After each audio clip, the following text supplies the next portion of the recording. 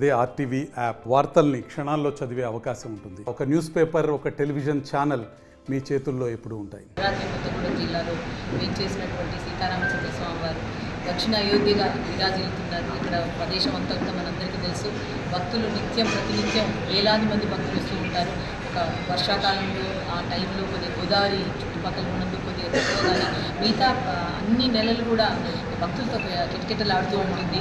అలాగే మన దేవస్థానంలో ముఖ్యమైనటువంటి 2 ఫెస్టివల్స్, దానికి మనందరికీ తెలుసు, ప్రపంచవ్యాప్తంగా భక్తులు ఉన్నారు. శ్రీరామనవమి జరుపుకుంటాము, అలాగే ముక్కోటి ఏకాదశి దాదాపుగా 21 రోజు జరుపుకుంటాము. వీటన్నిటి కూడా ఏర్పాట్లు బ్రహ్మాండంగా మన ప్రభుత్వం తరఫు నుంచి కూడా మనకు సహకరిస్తున్నారు.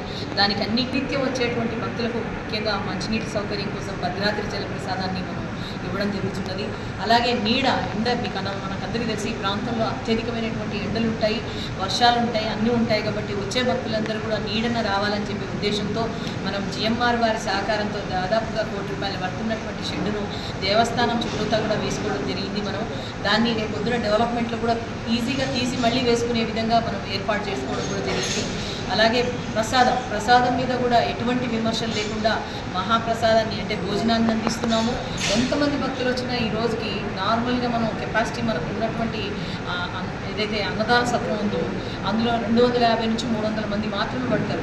అయినప్పటికీ కూడా మనం అంటే ఒక్కొక్క ట్రిప్పుకు మనం ఒక 300 మంది చొప్పున దాదాపుగా 1200-1600 మంది కూడా మనం పెడుతున్నాం. అయితే ఇవన్నిటినీ కూడా ఒక లెక్కాపత్రము కరెక్ట్గా ఉండాలనే ఉద్దేశంతోన, అలాగే మనం మహాప్రసాదంతో పాటు లడ్డూ ప్రసాదాన్ని కూడా మనము చాలా మెరుగుపరిచి భక్తులకు అందజేస్తున్నాము. దానన్నింటినీ కూడా ఈ టికెటింగ్, ఈ కౌంటర్స్ ద్వారా కూడా మనం చేస్తున్నాము.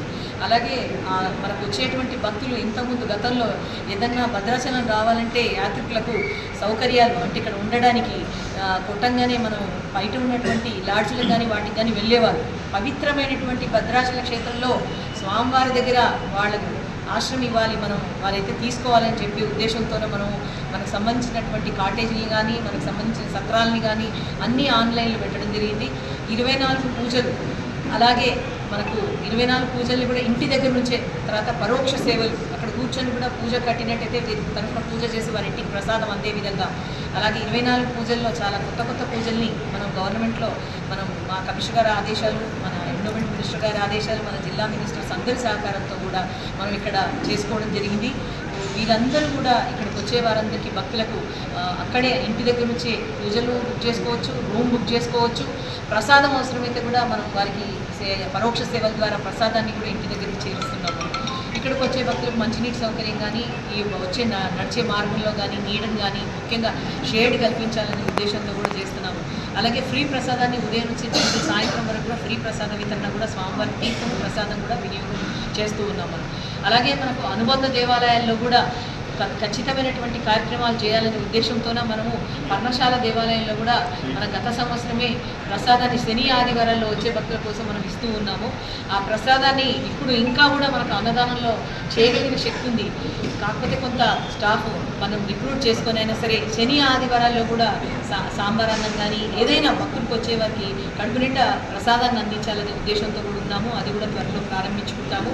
వచ్చే భక్తులందరికీ ఈ సౌకర్యాలతో పాటు ఇక్కడికి వచ్చే భక్తులకు రాగానే మనకు ప్రోటోకాల్, అందులో చాలా ముఖ్యమైనటువంటి వ్యవస్థలు మనం ఇంతకుముందు ఏర్పరచుకున్నాం. ప్రోటోకాల్ వ్యవస్థ ఏర్పరచుకుని ఏ డిపార్ట్మెంట్కి ఆ డిపార్ట్మెంట్ ఒక రికార్డ్స్ మెయింటైన్ చేసాం మనం. అలా కాకుండా దాన్ని కూడా డిజిటలైజేషన్ చేస్తే బాగుంటుందనే ఉద్దేశంతో తెలంగాణలో ఫస్ట్గా, అంటే మన టెంపులే ముఖ్యంగా ప్రథమంగా స్టార్ట్ చేసాం మనము డిజిటలైజేషను. ఇంతకుముందు కూడా బంగారు, వెండి నగలు ఏవైనా సమర్పిస్తే దానికి కూడా రిసీటు, దాని బొమ్మతో సహా మనం రిసీట్ ఇచ్చే విధంగా ఏర్పరచుకున్నాం. అది కూడా మనమే మన టెంపుల్ నుంచి ఫస్ట్గా చేసాము. దాన్ని కూడా మనకు ప్రశంసలు వచ్చాయి. మన పై అధికారులు మీటింగ్లో కూడా మనల్ని గుర్తించి మిగతా టెంపుల్స్లో కూడా చేస్తున్నారు. అలాగే డిజిటలైజేషన్లో ముఖ్యంగా ఎవరైతే అన్నప్రసాదం తీసుకుంటారో అన్నప్రసాదానికి వెళ్ళే వాళ్ళ సంఖ్య ఎలా వెళ్తున్నారు, ఒక్కొక్క 300కి ఒక ట్రిప్కి వెళ్తున్నారు. వెళ్ళే వాళ్ళు దీనికోసం స్పెషల్గా అవసరం లేదు. అదే లైన్లో ఉన్న వాళ్ళకి వాళ్ళ ఫేస్తో సహా మనకు ఒక టోకెన్ జనరేట్ అవుతుంది. ఏమి ఇబ్బంది ఉండదు. అవసరం అనుకుంటే 100-150 మంది భక్తులు వచ్చినప్పుడు కూడా వారి ద్వారా ముందే మాకు చెప్పినట్టయితే వాళ్ళకి సమూహంగా కూడా ఒకరి పేరు మీద మనం అది ఇస్తాము. వారు తీసుకొచ్చి వారి ముందు ఇన్ఫార్మ్ చేసినట్టయితే ఎన్ని 100 మంది వచ్చినా కూడా భోజనం పెట్టడానికి రెడీగా ఉన్నాం మనము. అలాగే వచ్చిన భక్తులందరికీ ఇన్కన్వీనియన్స్ లేకుండా లోపల భోజన ప్రసాదాలు అందిస్తాము. ఇప్పుడు ఉన్నటువంటి అన్నదాన సత్రం చిన్నగా ఉన్నందుకు ప్రసాద్ స్కీమ్లో రాబోయేటువంటి దాంట్లో మనము ఒక హాల్ని అడగడం జరిగింది. 1000 మందికి పైగా ఒకేసారి భోజనం పెట్టుకునే విధంగా మనం అక్కడ ఏర్పాట్లు చేసుకోవాలని అనుకుంటున్నాము. దాన్ని డిజిటలైజేషన్ చేసుకొని ఎంతమంది భక్తులు వస్తున్నారు, మేము ఎంత ఉపయోగిస్తున్నాం, ఎంత ఫండ్స్ ఖర్చు అవుతున్నాయి, ఏమి అనేది ట్రాన్స్పరెంట్గా ఉంటుందన్నమాట. దాంట్లో మనం చేయడం వల్ల ఎవరికి కూడా ఇన్కన్వీనియన్స్ లేకుండా. ఇంతకుముందు కూడా కొంతమందికి డౌట్ ఉండేది, ఎందుకు టికెట్స్ ఇస్తున్నారు కొంతమందికి ఇవ్వట్లేదు. అసలు ఉదయం మొదలు పెట్టాలంటే ఎంతమంది భక్తులు వస్తున్నారనేది తెలియడం కోసం మనం ఇంతకుముందు టికెట్ అని చెప్పేవారు, టోకెన్ అంటాం దాన్ని. ఆ టోకెన్ని జనరేట్ చేసిస్తాం ఇప్పుడు కూడా విత్ ఫోటోతో సహా వస్తుంది. ఎంతమంది తిన్నారు ఖచ్చితంగా అనేది కూడా మనకు తెలుస్తుంది, ఎంత ఖర్చు పెట్టామనే విషయం కూడా తెలుస్తుంది. ఎంతోమంది భక్తులు వస్తున్నా తెలియట్లేదు, అన్నదానానికి ఎవరు రావట్లేదనో అది అనుకోకుండా మనకు అక్యురేట్ ఫిగర్స్ వస్తాయి. అలాగే మనకు ప్రోటోకాల్ విభాగంలో ఇంతకుముందు గతంలో మామూలుగా పైకి వెళ్ళిపోయే వాళ్ళు డైరెక్ట్గా, అలా కాకుండా వారికి ఒక రూమ్ లాగా ఏర్పాటు చేసి వారికి ప్రత్యేకమైనటువంటి రిజిస్టర్స్ ఇచ్చి వాళ్ళను గుర్తించి అందులో వచ్చేవారికి మనం ఒక వ్యక్తినిచ్చి వారికి సంబంధించినటువంటి ఒక టోకెనో ఏదో ఇచ్చి మనం పంపించాము. దాన్ని కూడా డిజిటలైజేషన్ చేసి ఆ వచ్చే భక్తులు ఎవరు, ఎంతమంది వస్తున్నారు, ఎక్కడి నుంచి వస్తున్నారు, తర్వాత వారికి ఎవరు రికమెండ్ చేశారు ఏంటి అనే డీటెయిల్స్తో సహా రేపు ప్రభుత్వం కానీ లేదా ఏదైనా నిఘా వ్యవస్థ కానీ అడిగినా కూడా మనం ఇవ్వడానికి కూడా అనుకూలంగా ఉంటుంది. ఖచ్చితంగా అంటే తిరుపతిలో వాటిలో చాలా డిసిప్లైన్డ్గా వెళ్తున్నారు ప్రతి ఒక్కటి కూడా.